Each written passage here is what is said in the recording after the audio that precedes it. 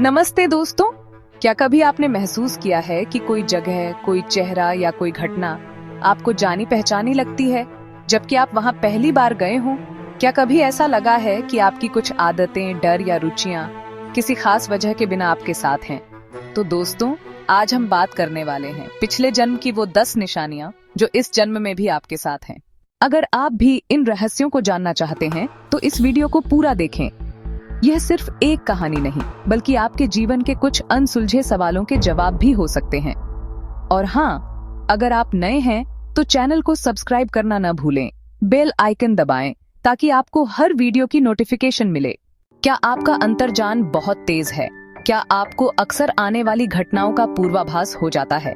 यह पिछले जन्म के अनुभवों का नतीजा हो सकता है।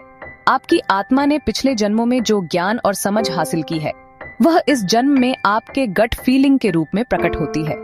अगर आपको लगता है मुझे पता था कि ऐसा होगा, तो हो सकता है आपकी आत्मा को पता था। क्या आपको पानी, ऊंचाई या बंद जगहों से बिना किसी कारण के बहुत डर लगता है? इसे फोबिया कहते हैं।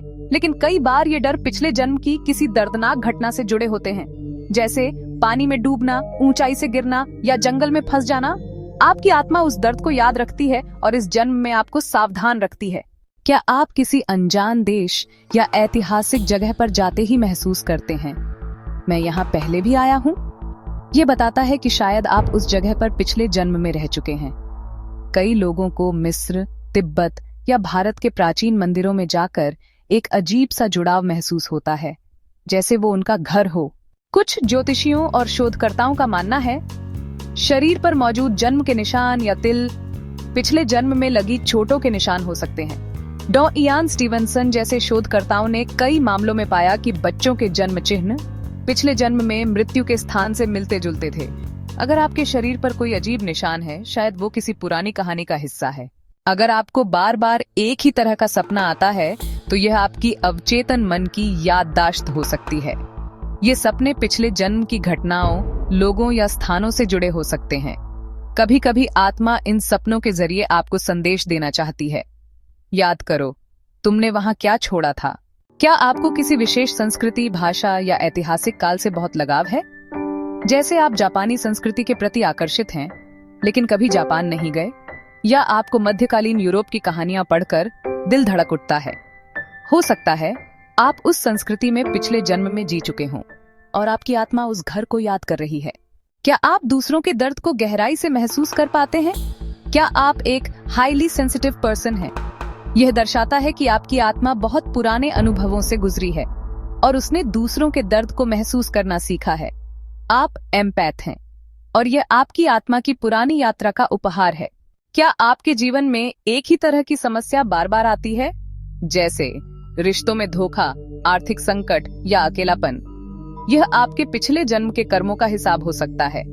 आपकी आत्मा आपको उसी स्थिति में लाती है ताकि आप उसे ठीक कर सकें, इस बार सही तरीके से। कुछ लोग जन्म से ही किसी कला या विषय में माहिर होते हैं, जैसे संगीत, कला या कोई भाषा, बिना सीखे। ऐसा लगता है कि उन्होंने इसे सीखने के लिए कोई प्रयास ही नहीं किया। यह उनकी पिछले जन्म की मेहनत का फल है, जो इस जन्म में टैलेंट के रूप में आया है। क्या आप किसी से पहली बार मिलते हैं, लेकिन लगता है कि आप उन्हें सालों से जानते हैं? यह सोलमेट या सोल फैमिली का कनेक्शन हो सकता है।